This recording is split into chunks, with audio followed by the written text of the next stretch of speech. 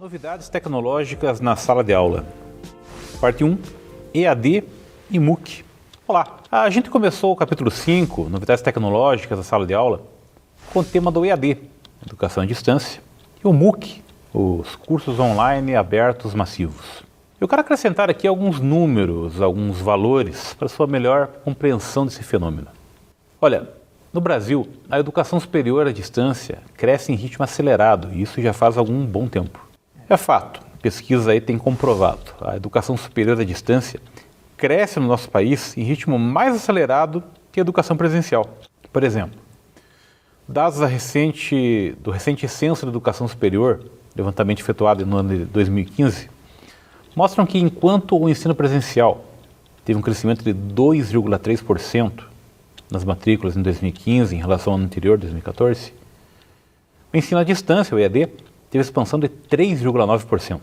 Se o número de crescimento aparenta ser baixo, falar em 2%, 3%, tenha em mente os anos de recessão e crescimento negativo do PIB que a gente atravessou. Então, são números expressivos, sim. Bem, mas apesar da velocidade da difusão, o ensino, no entanto, ainda não é ideal. Segundo as pesquisas, um dos aspectos que mais pesam na permanência dos alunos é o relacionamento com os estudantes. É aqui que analisamos, tentamos entender como agem as instituições que ofertam EAD. E é incrível, para não falar constrangedor, ver relatos de alunos que afirmam que se matriculam em um curso, passam meses sem assistir aulas, não fazem atividades e simplesmente não são nem procurados pelas instituições para um mínimo de acompanhamento para verificar o que está ocorrendo. Essa sensação de tratamento de massa é realmente algo para ser trabalhado. Um aluno não pode se sentir apenas um número, apenas mais uma estatística nesse regime. A falta de contato, apontam as recentes pesquisas, é um dos fatores que leva à evasão dos estudantes. De fato, aquelas instituições que conseguem manter uma proximidade com os alunos, por mais irônico que seja eu falar em proximidade, entre aspas, uma modalidade de ensino à distância, mas a ideia é essa mesmo. Quem mais se aproxima de alguma forma desse aluno do EAD é quem mais consegue manter melhor nível de reputação como instituição de ensino no mercado. E é claro que quando eu falo então de proximidade, não é literalmente a distância geográfica, mas sim iniciativas, atitudes como de provocar, estimular, buscar, reforçar no aluno a importância de estudar, mesmo que por uma comunicação eletrônica, que não precisa ser impessoal. De fato, a tecnologia da informação permite hoje algumas possibilidades que pareceriam, noutra época, uma pura maluquice, como é o conceito do que o pessoal chama de customização em massa. Por exemplo, coisa simples, mande uma mensagem, que é um teor igual praticamente para dezenas ou centenas de milhares de alunos, mas personalize no cabeçalho o devido tratamento individual ao aluno. Prezado João, olá Maria, e por aí vai. Outra questão apontada nas pesquisas a respeito do EAD no Brasil é a infraestrutura do polo, fator que obviamente ajuda no encantamento do estudante e dá condições de aprendizado. Casos em que o polo mantém ar-condicionado de aparência, que não funciona efetivamente, ou com laboratórios de informática claramente improvisados, desfavorecem a marca por trás daquele negócio educacional. Infelizmente tem esse tipo de coisa no Brasil. Eu vou comentar alguns números a título de curiosidade.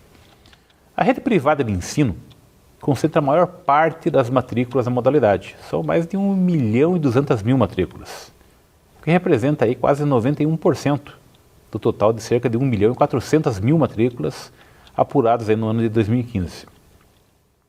Apesar do aumento do número de concluintes, o pessoal que vai até o final do curso, que cresceu mais de 23%, índice maior, bem maior, aliás, que nos presenciais, que foi abaixo de 10%. Infelizmente, ainda muitos estudantes se matriculam, mas deixam o curso sem concluí-lo. Nas instituições privadas, a taxa de evasão nos cursos à distância é de 35%, superior à evasão dos cursos presenciais, na casa dos 28%. São desafios, mas o crescimento, de qualquer modo, impulsiona essa modalidade em nossas instituições de ensino. O ensino superior privado tem apostado no EAD, isso é fato, que permite vantagens econômicas substanciais, como uma flexibilidade maior de preço. As mensalidades geralmente são mais baratas que os cursos presenciais, e é possível atender um número bem maior de estudantes. A expectativa, registro aí as pesquisas, é de expansão em ritmo firme, Por exemplo, estamos vivenciando a época, nesse momento agora, em que o número de vagas em EAD vai ultrapassando o presencial. Por isso, há uma mobilização da indústria brasileira, da educação, com o ensino à distância sendo amplamente discutido em congressos e eventos dessa área. Também há que se mencionar o incentivo do poder público, com o recente decreto promulgado trazendo segurança regulatória para a flexibilização de regras para a abertura de cursos à distância.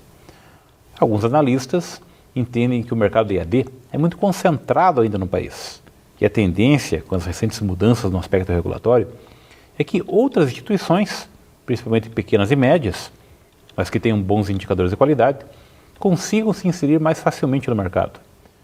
Claro que pequenas e médias devem despontar, mas precisam antes ter um bom produto, não apenas basta ofertar EAD, senão não avança, como se diz no jargão do mundo dos negócios, não traciona.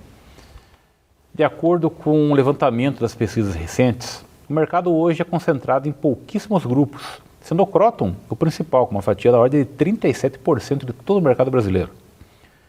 Para ser mais específico, apenas 5 corporações do ramo educacional detêm pouco mais de 70% do mercado de EAD no Brasil. Nos últimos anos, em movimento bem mais recente, houve uma maior entrada de instituições locais. No entanto, desses novos entrantes, menos da metade consegue ser bem sucedida e se estabelecer de uma forma competitiva no mercado.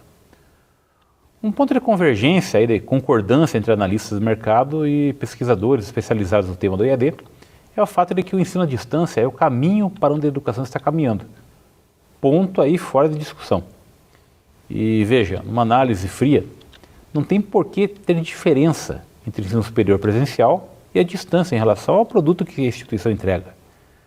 O atual estado da tecnologia da informação deixa a gente muito tranquilo em afirmar isso. Dá para pensar assim, quando você pensa naquele curso tradicional, presencial que você faz. Na prática, quantos por cento do seu tempo são presenciais e quantos são à distância? Você não sabe, claro, é difícil de apurar, mas o processo é um tanto quanto mesclado. Hoje a questão não é só se tem presencial ou distância, mas como a tecnologia, sobretudo as novidades, as novas tecnologias, irão impactar professores e alunos e como isso tudo vai fazer com que na sala de aula, durante o encontro presencial, aqueles momentos sejam mais valiosos, ricos, realmente insubstituíveis. Não é difícil concluir que o rumo que a educação toma é em direção a uma modalidade híbrida, à distância e presencial. As pesquisas que eu mencionei, aliás, mostram claramente isso, a respeito do desempenho dos estudantes de diferentes modalidades da mesma disciplina. Nos dados que é possível verificar, dos levantamentos aí mais recentes, os estudantes presenciais conseguiram um desempenho 37% acima dos estudantes exclusivamente à distância. Agora, olha só, os estudantes de modelo híbrido, com aí 50%, 70% das aulas presenciais, tiveram um melhor desempenho, 16% acima do puramente presencial. Isso é uma evidência gritante a favor do modelo híbrido. Fato é que daqui a alguns anos a discussão até perca sentido, afinal, não se vai mais saber o que é ensino presencial ou à distância. O modelo do Brasil será híbrido, eu tenho total convicção disso. O uso mais intenso da tecnologia será feito em casa ou fora da sala de aula. O tempo com o professor, o encontro presencial, olho no olho, será mais rico, onde emergirão aí outras metodologias. Agora, acesso é uma questão de ordem maior na estratégia do EAD. Uma das apostas na educação à distância, principalmente do governo brasileiro, é levar o ensino para regiões onde o acesso presencial é dificultado. O EAD, aliás, tem tido um papel importante na própria formação dos professores. Nos mais recentes levantamentos, aparece que o número de cursos de licenciatura à distância cresceu 5% em 2015 em relação a 2014. Lembre, mais uma vez, a época da crise e crescimento negativo do país ano após ano, quando considerar que significa crescer 5% de um ano para o outro. Agora, por outro lado, as licenciaturas presenciais que vinham aumentando até 2012 registram quedas constantes desde 2013. Isso é um cenário muito claro a respeito da evolução do EAD no Brasil. O que a gente pode esperar nos próximos anos? Sem dúvida, você pode apostar em ver uma interiorização do EAD. Isso porque as pequenas e médias instituições vão poder entrar em um sistema em que antes demorariam para encontrar um quadro ideal de competição. Lembre, atualmente, o modelo de EAD está concentrado principalmente em São Paulo, Paraná e Minas Gerais. vivemos uma grande concentração, então tem muito espaço para interiorização. E, claro, para além da permissão de expansão, o ensino à distância demanda também tecnologia. Segundo o Instituto Brasileiro de Geografia e Estatística, o IBGE, em levantamento recente, o percentual de pessoas que acessaram a internet alcançou quase 60% da população de 10 anos ou mais de idade, que corresponde a pouco mais de 102 milhões de pessoas.